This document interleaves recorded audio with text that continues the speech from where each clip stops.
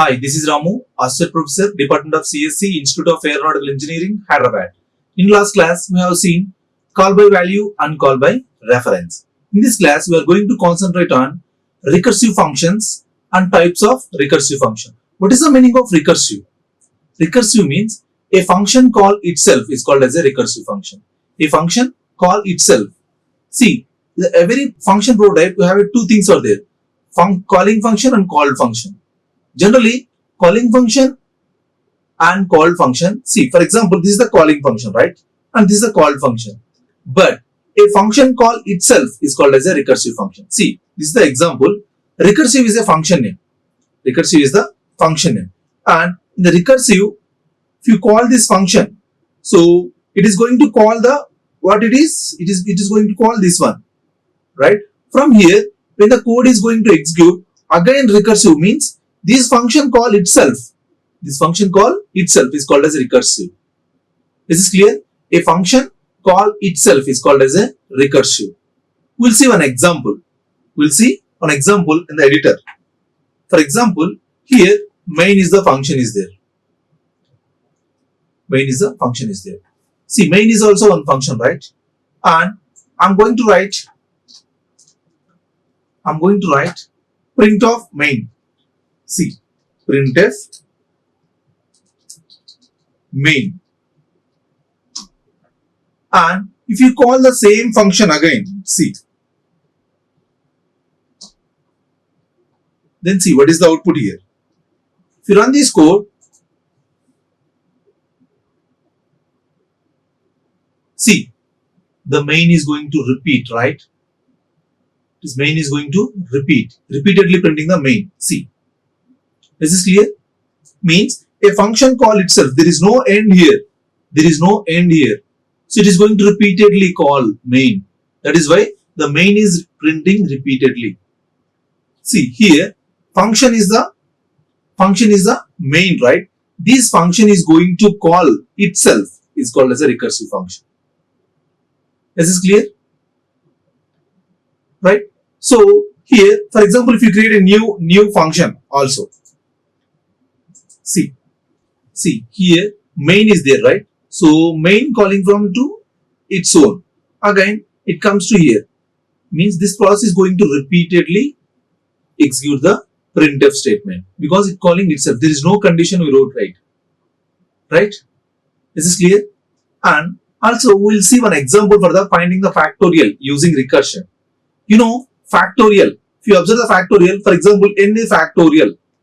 N factorial means, you know, it is going to calculate n into n minus 1 into n minus 3 into and so on 1, right? This is the way you are going to calculate. For example, if you want to calculate 5 factorial, then how you will calculate?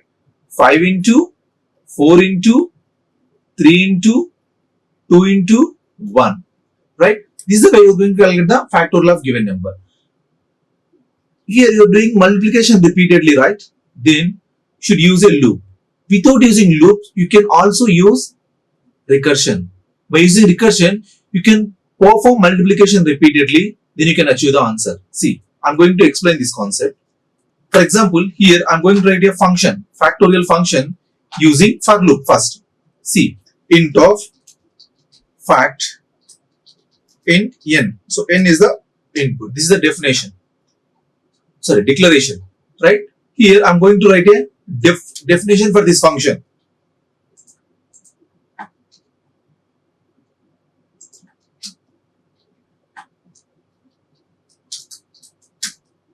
Right? So generally, if you use a for loop, we'll write a program for the for loop first. See, f equal to 1, right? And I equal to and for I equal to 1, I less than or equal to n, and I plus plus f equal to f into I, right? And after that return f. Here we use fact %d comma fact of 5. Now see, what is the output here? If you run this code, 120 is the answer, right? Now, if you convert this function using recursion means a function call itself is called as a recursion. Observe clearly here. Observe clearly. Instead of this, what I am going to do, first you know the concept. What is the factorial of 1? What is the factorial of 1? Factorial of 1 is 1, right or wrong? What is the factorial of 0? It is also 1, right? So I am going to write one condition. What it is? If n value is equal to 0 or n value is equal to 1, then what is the answer? Return 1, right? Return 1. 1 is the factorial, right? First I am going to write that one. See, what I am going to do, instead of writing this one, first I am going to write a if condition. If n value is equal to 0 or n value is equal to 1, then return 1. Else means the remaining case. What is the remaining case? If the 3 factorial, what you are going to do? See, if it is a 3 factorial, 3 into 2 into 1, right? So here what I am going to do, observe clearly. Instead of that, here I am going to write return n into 3 into, I am going to reduce the n value. See, fact of n minus 1.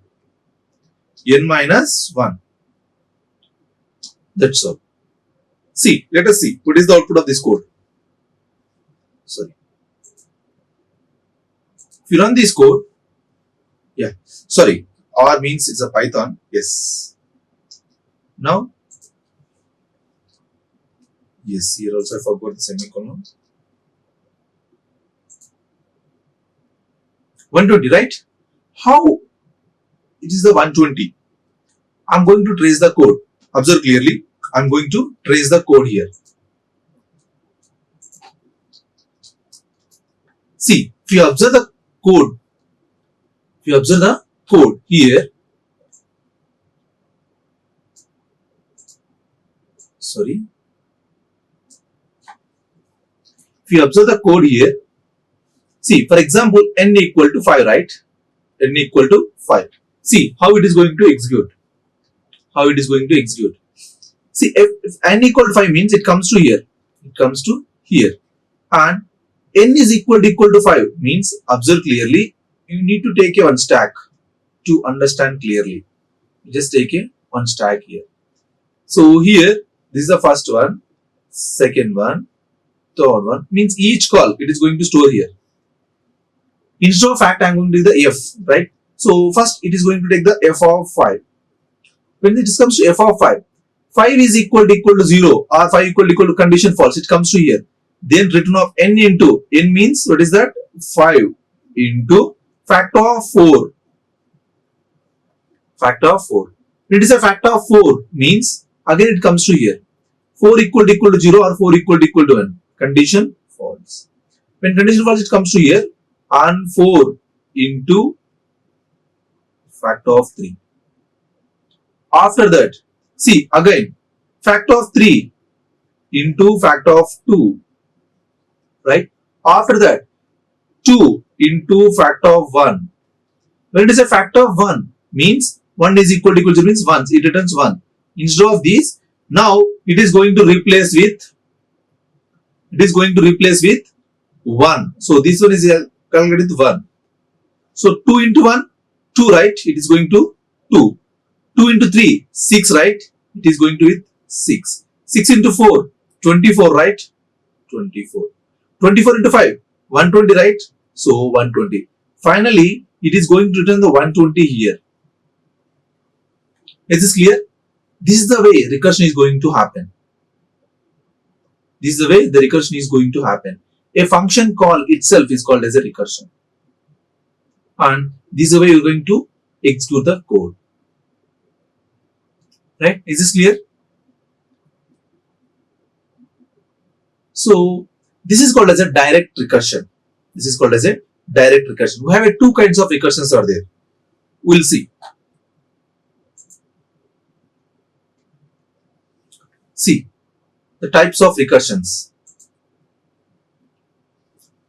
There's the two types of recursions, right? The first one is a direct recursion and second one is a indirect recursion.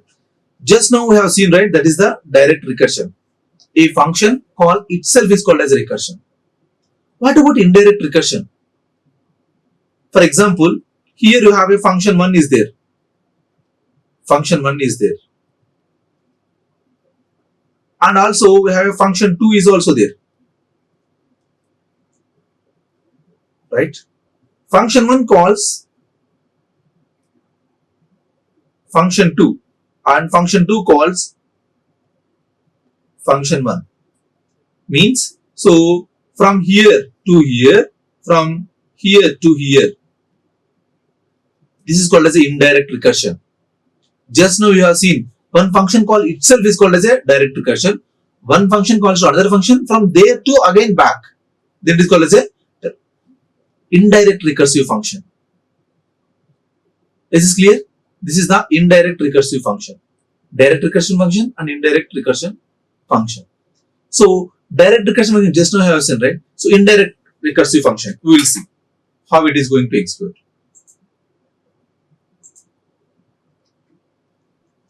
For example, this is the function, right? This is the function. What I am going to do here, this function calls from here to here, here to here. See, I am going to main, right? I am returning to main, right? So instead of this, what I am going to do, I am going to create two functions. Function 1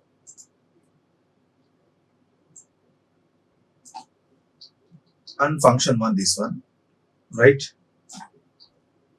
How I am going to execute the function? Generally, people are going to use the direct recursion only. Most of the cases, very few cases you can use the indirect function, right?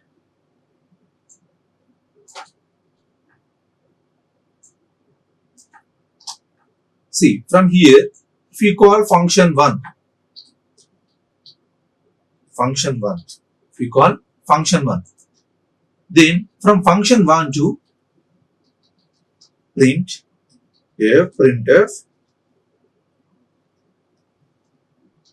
function 1. I am function 1, right? After from here you can call function 2. Function 2. Right? Again, same code. You just copy and use for the second time. This is function 2, right? This is the function 2 and you are going to call for the function 1. You don't have int in here. Now, see what you are doing here. First, if you observe clearly, from here it will call this one. From here it print function 1 and output is function 1, and from here it calls function 2, right? Again it prints function 2 and again it goes to function 1. This is called as an indirect recursion. This is called as an indirect recursion. Observe clearly. Indirect recursion.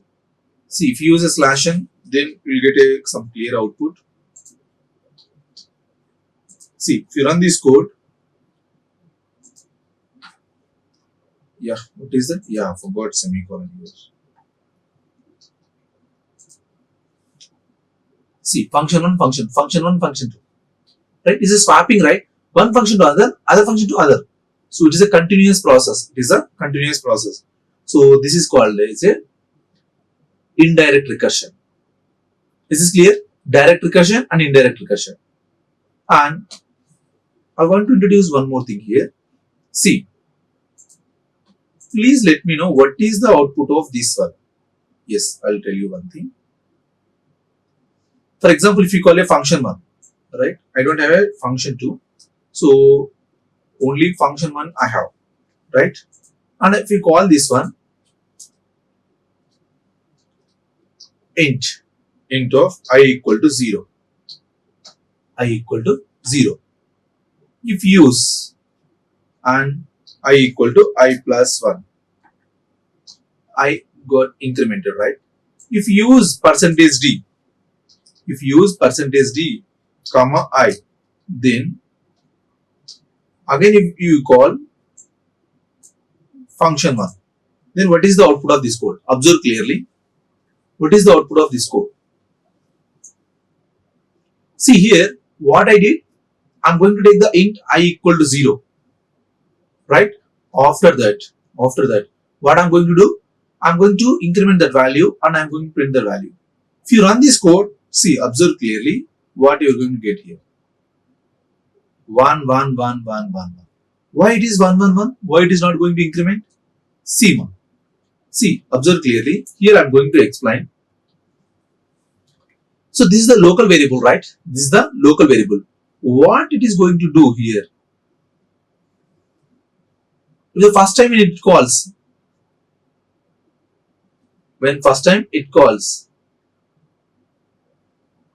see, when you first time it calls function 1, right? 1, right?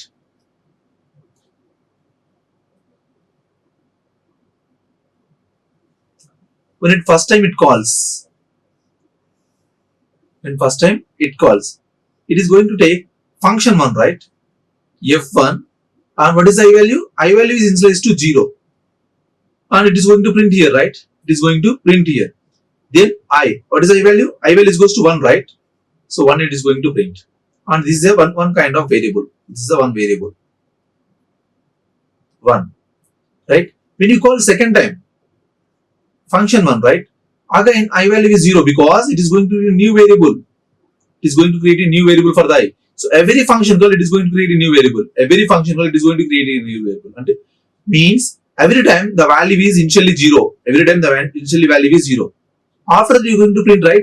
That is why it is going to print 1, 1, 1, 1, 1, 1, like this. Is this clear? And what happened? For example, instead of this, I'm going to from 0 here. I'm going to call it 0, right? Here, int n is there. Instead of assigning here, I'm going to increment n equal to n plus 1. Here, I'm going to print n value here. So, if you pause here, now what is the answer? Tell me. Now what is the answer? Observe clearly. And also, I'm going to use only until if n is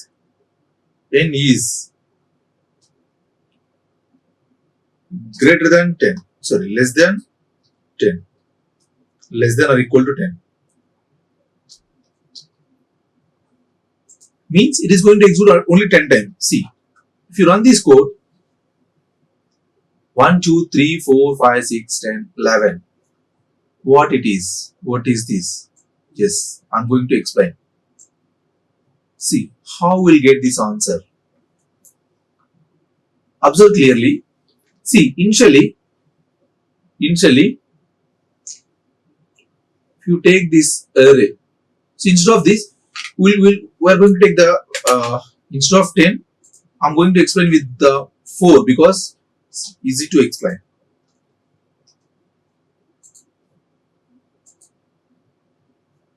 See, this is the answer, right?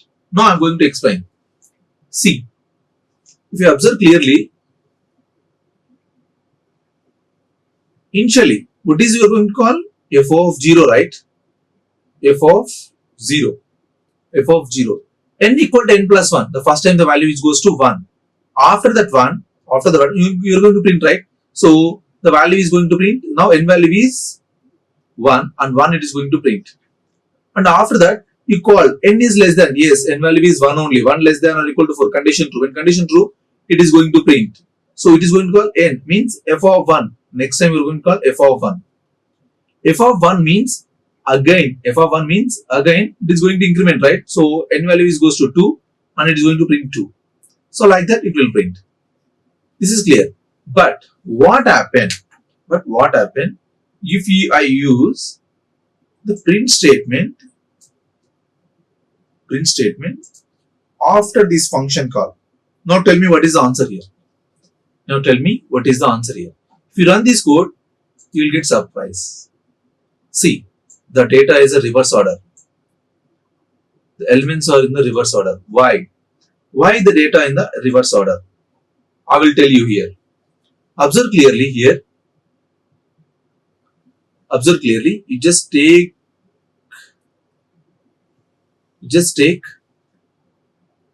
one function here. See, the first time when you call f of 0, right? F of 0 means this value is goes to, means here the n value is goes to 1, right? Exactly. So 1. After that, the condition is true and it is going to call f of 1. And here n value is, what is n value? 2, right? After that, it is going to call f of 2. What is n value here? N equal to, what is n value? N equal to 3. After that, f of 3. What is n value? N value is equal to 4. Right or wrong? The increment is there, right? Next, f of 4. F of 4 means the value is, n value is equal to 5. F of 5. And f of 5 means it comes to here and n value is equal to 6. But it doesn't call for the call. Right? It is not going to recall the function. By default, what it happens means simply it comes to here. Now, where here, right? F of 4 from here to here. Now, for f of 4, after the statement needs to execute, right? So by simply, what is n value here? 4, right? 5, right? After that, it comes to here. 4. After that, it comes to here. What is that n value? It comes to here. What is the n value? It comes to here. What is the n value? 1. Is this clear?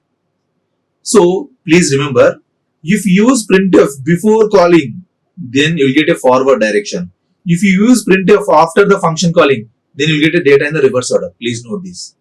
This is very, very important. Is this clear? If you use the printf statement before calling, means you will get a forward direction. Forward. The same thing, if you use the reverse direction, you will get a reverse order. Sorry. After calling function, you will get a reverse order. Is this clear? This is very, very important. Right? These are recursive. Forward, direct recursion and indirect recursion. Is this clear? And here you can replace your direct recursion and indirect recursion. You have seen, right? Okay. Thank you very much. Like, share and subscribe. Hit the bell icon for more updates.